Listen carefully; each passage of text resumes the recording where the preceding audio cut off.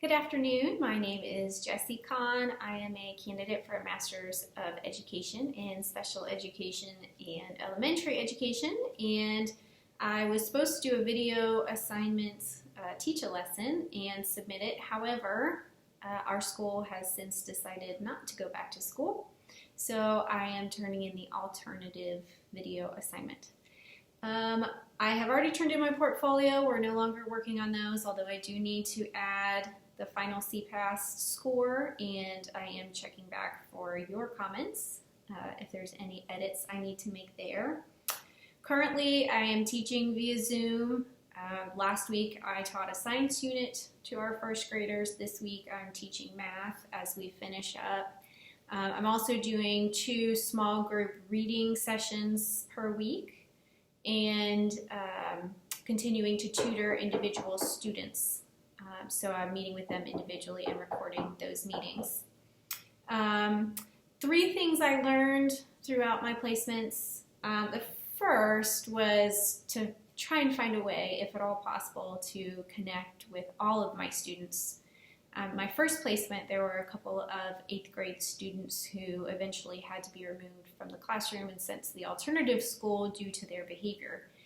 And I felt like a large part of it was that they felt disconnected from the teacher. They felt like she didn't like them. They didn't feel like they belonged in the classroom.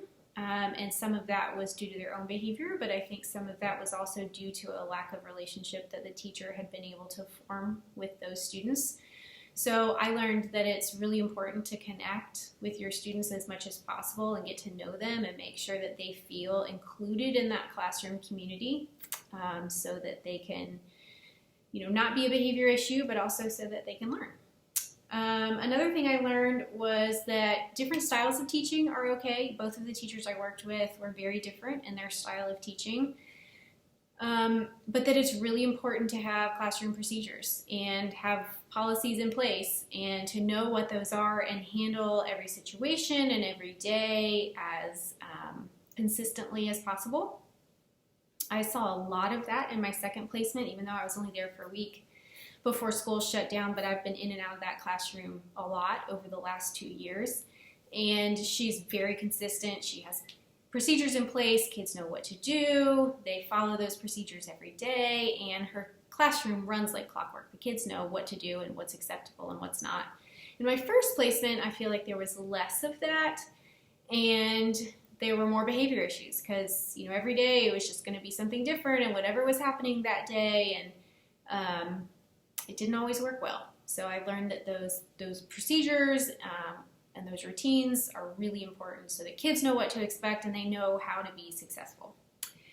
And then the last thing, actually 2 more things I learned. One is to be really proactive and positive in your communication with parents. I feel like if you wait until there's a problem to communicate with parents, that doesn't set a good precedent for your relationship, because then they think, oh, the only time I ever hear from you is when my child has done something wrong. So I think it's very important to be proactive in communicating with parents so that they know what's happening in the classroom and you can form a relationship with them before problems start to happen, so that if there is a problem, you can approach it from a teamwork perspective. Hey, we're both here for the success of your child. Here's what's going on, and I'd love your help in solving this problem so that they can be successful.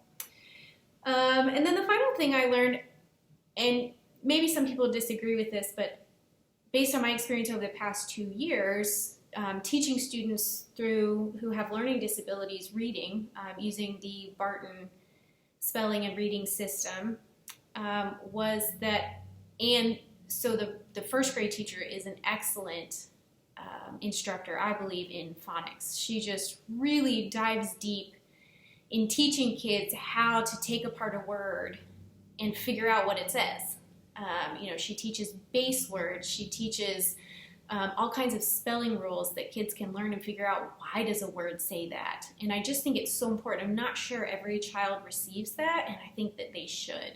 I think she's just so incredible at reaching kids and teaching them how to take apart a word and put it back together and how to read. And so I just firmly believe that every child needs that type of education. They need to learn how language works, and how to take words apart, how to decode them, so that they really make sense. So I just really firmly believe, even more now that I've had that experience, that phonics is really important for literacy. So advice to the next group of student teachers, I think my first piece of advice would be just please don't be overwhelmed.